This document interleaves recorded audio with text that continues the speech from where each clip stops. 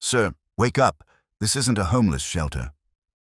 The sharp words cut through the quiet afternoon air of the Riverside Public Library. Amanda Foster, 23 years old with a fresh library science degree and exactly 0 patience, stood over the elderly man dozing in the reading chair near the history section. Henry Martinez, 79, opened his eyes slowly, disoriented for a moment, an open book resting on his lap. Around them, other patrons glanced up from their computers and books, watching the confrontation unfold. Amanda crossed her arms, her voice loud enough to carry across the entire floor. "You can't sleep here. It's disrespectful to other patrons and against library policy. You need to leave. If you believe public spaces should welcome everyone with dignity, especially those who served our country, comment honor right now." Henry had come to the library that morning like he did most Tuesdays, taking the bus from his small apartment on the east side of town because his truck had finally given up the previous month and he couldn't afford to fix it. At 79, living on a fixed income that barely covered rent and medication, the library was his refuge. Free heating in winter, air conditioning in summer, and books. So many books. Especially the military history section, where he could read about battles he'd fought in, wars he'd survived, brothers he'd lost. His wife Rosa had passed 3 years ago. His only son lived across the country with a family too busy to visit much, and most days Henry felt like a ghost haunting his own life. The library gave him purpose, a place to be, a connection to a past that felt more real than his present. He dozed off reading, something that happened more often lately. The medications made him drowsy, and the quiet comfort of the library made sleep feel safe. Amanda had been watching Henry for the past hour, growing increasingly irritated. She'd only been working at Riverside for 4 months, and she'd developed strong opinions about who belonged in the library and who didn't. In her view, libraries were for serious readers and students, not elderly men who came in wearing threadbare jackets and shoes with worn soles, taking up reading chairs for hours and sometimes falling asleep. She'd complained to her supervisor twice about loiterers, but her supervisor had told her to be more compassionate, that the library served everyone. Amanda disagreed. She thought the library should maintain standards, should cater to people who actually contributed to society. So when she saw Henry's head nod forward, his breathing slow into sleep, she decided to take action on her own authority. "Sir, I said you need to leave. Now." Amanda's voice grew sharper when Henry didn't immediately stand. He was moving slowly, trying to wake fully, trying to remember where he was. The library. Tuesday. He'd been reading about Ia Drang. The book was still on his lap, pages open. Henry looked up at Amanda, his face weathered and tired, his eyes carrying the particular exhaustion of someone who'd seen too much and remembered everything. "I'm sorry, miss. I didn't mean to fall asleep. I'll stay awake." His voice was quiet, respectful, the voice of someone used to being dismissed. Amanda shook her head impatiently. "No, you're leaving. You've been sleeping for 20 minutes. This is a library, not a bedroom.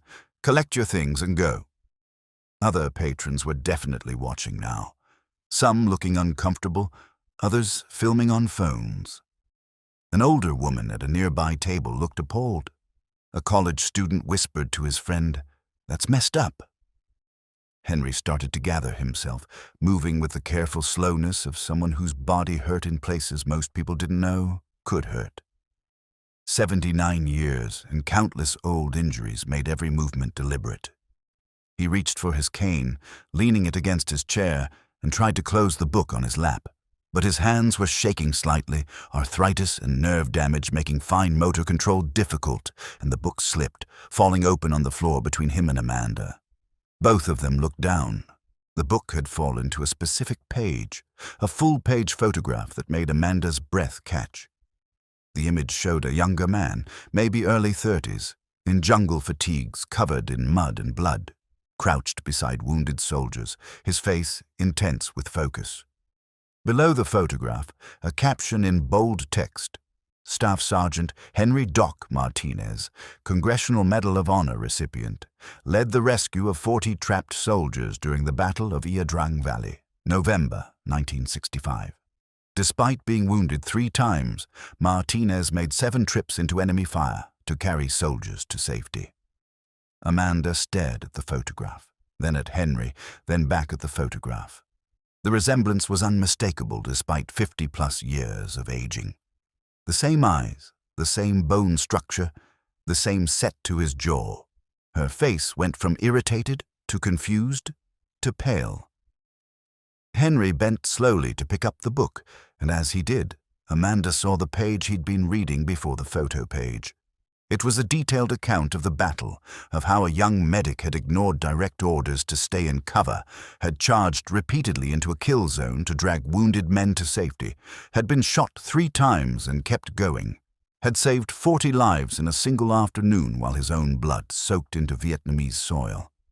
The text described his actions as the most courageous combat medical rescue in the history of the Vietnam War. Amanda's mouth opened, but no sound came out. Before she could process what she was seeing, a voice came from behind her. "Amanda, what's going on here?" Carol Henderson, 56, the library director, had emerged from her office after a patron complained about a disturbance. Carol was a tall woman with gray hair cut short, wearing her usual practical clothes, and carrying herself with the posture of someone who'd spent 20 years in the Navy before becoming a librarian. She'd been director at Riverside for 8 years and ran it with a philosophy that libraries belong to everyone, especially the marginalized. She looked at Amanda standing over Henry, saw the discomfort on Henry's face, and immediately felt her protective instincts engage. "Amanda, I asked you a question." Carol's voice had an edge that made Amanda jump. Amanda stammered, pointing at the book. He was sleeping, and I was asking him to leave, but then this book fell and—" She trailed off, unable to articulate the shock of what she'd just seen. Carol walked over and looked at the open book on the floor, seeing the photograph and caption. Her eyes widened. She recognized the battle name immediately, recognized the significance of the Congressional Medal of Honor, recognized the photograph's subject. She looked at Henry, who was standing now with his cane, looking like he wanted to disappear into the floor. Carol's expression shifted through several emotions in seconds. Recognition, respect, anger at Amanda, protectiveness toward Henry. "Mr. Martinez," she said softly, and Henry's eyes met hers. "You're Henry Martinez, Doc Martinez." It wasn't a question. Henry nodded once, uncomfortable with being recognized, with being seen. Carol's jaw tightened. She'd served in the Navy, had deployed to combat zones, had learned military history as part of her service, and the Battle of Ia Drang was taught as a foundational moment in Vietnam War history. Doc Martinez was a legend in military medical circles, his actions studied in combat medic training, and this young librarian had just tried to throw him out for sleeping. Carol turned to Amanda, and her voice went cold in a way that made everyone nearby pay attention. "Let me understand this correctly. You woke this gentleman, embarrassed him in front of other patrons, and demanded he leave the library because he fell asleep while reading?" Amanda nodded weakly. "Yes, but the policy says—" "The policy," Carol interrupted, her voice sharp, "says we maintain a welcoming environment for all patrons. It does not authorize you to humiliate elderly veterans who've given more to this country than you can possibly imagine." Carol picked up the book gently, looked at the photograph again, then at Henry. "Mr. Martinez, I'm Carol Henderson, library director and Navy veteran. I am profoundly sorry for how you were just treated. You are welcome in this library always, for as long as you want, sleeping or awake. This is your space." Henry's eyes showed surprise, then something that might have been gratitude, though his face remained mostly neutral. Years of keeping emotions locked down didn't disappear just because someone was kind. "Thank you, ma'am. I'll try to stay awake." Carol shook her head. "Sir, with all respect, if you need to sleep in a warm, safe place, this library is here for you." You've earned that and so much more." She turned back to Amanda, and her expression hardened again. "Amanda, you're fired. Effective immediately. This is not a rash decision. You've demonstrated a fundamental lack of judgment and compassion that's incompatible with our mission." Amanda's face went from pale to red. "You can't fire me for enforcing policy." Her voice rose defensively. Carol's voice stayed level but firm. "I'm not firing you for enforcing policy. I'm firing you for selective enforcement, for humiliating a patron, and for violating the core principle that libraries serve everyone with dignity. You saw an elderly man and assumed he was a problem. You didn't ask if he was okay, didn't offer assistance, didn't treat him with basic respect. That's a failure I can't overlook." She gestured to Henry. "This man is a Congressional Medal of Honor recipient. He saved 40 lives under enemy fire, but even if he wasn't, even if he was just an elderly person who fell asleep reading, you still would have been wrong. Everyone deserves respect in this library. Everyone." Amanda looked desperately around the room, finding no sympathy. The other patrons were nodding in agreement with Carol. The older woman nearby said, "Good." She was cruel. Amanda grabbed her bag and left without another word, the door closing behind her with finality. Carol turned her full attention to Henry, her demeanor completely changed. "Mr. Martinez, please sit back down. Can I get you water? Coffee?" Henry shook his head, lowering himself carefully back into the reading chair. "I'm fine, ma'am. Really, you didn't have to fire her." Carol pulled up a chair and sat across from him, the book in her hands. "Yes, I did. What she did was wrong, but more importantly, I want to talk about this." She held up the book showing his photograph. "Is this you? The Battle of Ia Drang?" Henry nodded slowly. "Yes, ma'am. Long time ago." Carol's eyes showed deep respect. "Sir, I studied this battle in my military history courses. What you did that day is taught to every combat medic. 7 trips into enemy fire, wounded 3 times, 40 men saved. The citation says you refused evacuation until every wounded soldier was accounted for." Henry's face tightened, memories flooding back. November 1965.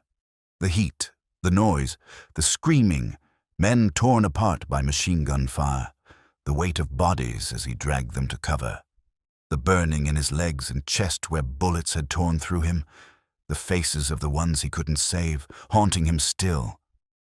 "I was a medic. It was my job." His voice was rough with emotion he was trying to control. Carol leaned forward. "It was beyond your job, sir. You went above and beyond duty. That's why you received the Congressional Medal of Honor. That's why you're in this book, why your actions are studied, why you're a hero." Henry flinched slightly at the word hero. "I'm not a hero. Heroes don't make it home. I just did what needed doing, and I survived when better men didn't. That's not heroism. That's luck." The pain in his voice was tangible, the survivor's guilt that had never fully faded even after 59 years. Carol understood that pain, had seen it in other veterans, felt echoes of it herself from her own service. "Mr. Martinez, the men you saved went home to families because of you. 40 men who would have died lived because you risked everything. That matters." Henry's eyes were wet now, though he didn't let the tears fall. "I think about them sometimes. Wonder how their lives turned out. If they had kids, grandkids. If it was worth it, the price we all paid." Carol reached out and gently touched his arm. "It was worth it. To them, to their families, to everyone who loves them. You gave them life. That's the most profound gift possible." They sat in silence for a moment, the library quiet around them, other patrons respectfully keeping their distance but watching with obvious emotion. The college student who'd filmed Amanda's confrontation was crying quietly. The older woman had her hand over her heart. Carol made a decision then. "Mr. Martinez, I'd like to offer you something. We have a veteran history section in our archives. Lots of materials not available to general browsing. I'd like to give you a permanent access pass, private use of that room whenever you want. You can read, rest, whatever you need. It's quiet and comfortable. Consider it a small thank you for your service." Henry looked surprised. "Ma'am, that's not necessary. I'm fine in the regular reading area." Carol smiled. "I know it's not necessary, but I'd like to do it anyway. Please accept." Henry hesitated, then nodded. "All right. Thank you." Carol stood and helped Henry to his feet. "Let me show you now, if you have time." She guided him through the library, past staring patrons to a door marked Archives and Special Collections. Inside was a small room with comfortable chairs, good lighting, shelves of military history books and documents, and a quiet dignity that felt sacred. Over the following weeks, Henry became a fixture in the archives room. He came every Tuesday and Thursday, sometimes just to read, sometimes to nap in the comfortable chair Carol had placed by the window, sometimes to talk with Carol about military history and experiences. Carol spent time with him when she could, listening to stories he'd never told anyone, learning about Rosa and their 52 years of marriage, about his son who was a teacher in Oregon, about the nightmares that still came and the guilt that never quite left. She learned that Henry volunteered at a VA hospital on weekends, sitting with dying veterans so they wouldn't be alone, a service he'd been doing for 20 years. That the book he'd been reading when Amanda woke him was research for a talk he was giving to high school students about Vietnam. That despite his humble appearance and worn clothes, Henry lived a life of quiet service and dignity that most people never saw. Carol used the incident with Amanda as a training opportunity for the entire library staff. She organized a mandatory workshop on serving diverse patrons, invited veteran advocates to speak, and made Henry's story central to the training without exploiting him. She secured a small grant to create a veteran-friendly initiative at the library, offering resources, support groups, and a designated quiet space. The story of what happened spread through the community, covered by local news outlets who interviewed Carol and, eventually, Henry, who spoke reluctantly but powerfully about the need for respect and understanding. Amanda's firing became a cautionary tale in library science circles, discussed in professional forums as an example of how personal bias and lack of empathy can violate the core mission of libraries. Amanda herself disappeared from the library world, the firing making it impossible to get hired elsewhere in the field. She posted a defensive blog post blaming Carol for overreacting, but the internet was unsympathetic. The video of her confronting Henry, contrasted with the revelation of who he was, went viral and became a teaching moment about assumptions and hidden heroism. Some people felt she deserved a second chance, that she was young and could learn. Others felt that cruelty toward the vulnerable, especially veterans, was unforgivable regardless of age. Amanda eventually moved to another city and took a job outside libraries, hopefully learning something about humility and respect, though there was no way to know for certain. The college student who filmed the original confrontation donated his footage to veteran advocacy groups who used it in campaigns about respecting elderly veterans. Henry continued visiting the library for the next 4 years, becoming friends with Carol, with several staff members, and with other veterans who started using the special space Carol had created. He gave his talk to high school students multiple times, always soft-spoken but impactful, showing students the book with his photograph and explaining that heroism wasn't about glory, but about doing what needed doing when it mattered most. He talked about the cost of war, the reality of combat, and the importance of supporting veterans when they came home. Students were invariably moved, some to tears, all to greater understanding. The Riverside Public Library became known as a veteran-friendly space, a place where service was honored and no one was judged by appearance or circumstance. Carol placed a small plaque in the archives room dedicating it to all veterans who served with courage and lived with humility. And though Henry's name wasn't on it, everyone knew who'd inspired it. When Henry passed away at 83, peacefully in his sleep after a Tuesday at the library. The funeral was standing room only. Carol gave a eulogy about courage, compassion, and the profound privilege of having known him. His son flew in from Oregon with his family, meeting people who'd been touched by his father's quiet presence. Combat medics from different eras attended, paying respects to a legend they'd studied. The library closed for the day in his honor, the first time they'd done so for a patron. Carol placed Henry's photograph from the book, the one showing him at Ia Drang, in a frame in the archives room alongside his obituary and a brief biography she'd written. Every patron who used that room would see it and know that heroes walked among us, often unrecognized, often struggling, always deserving of dignity and respect. The story of Henry and Amanda became teaching material in library schools and veteran advocacy organizations, an example of how assumptions based on appearance can cause profound harm, how anyone might be carrying invisible histories of courage and sacrifice, and how institutions have the power to either honor or demean those who've served. Students learned that the elderly person sleeping in the library might be exhausted from nightmares, might have nowhere else to go, might be a Medal of Honor recipient who saved 40 lives and asked for nothing in return. They learned that kindness costs nothing and that everyone deserves basic dignity, regardless of their circumstances. Henry's legacy was more than his military service. It was the systemic change his story sparked in how libraries treated vulnerable populations, how society viewed homeless and struggling veterans, and how one person's courage in the past could create ripples of compassion in the present. If you believe every library should be a place of dignity for everyone, especially those who served, if you believe heroism deserves recognition, even when it's hidden by time and circumstance, subscribe to my channel.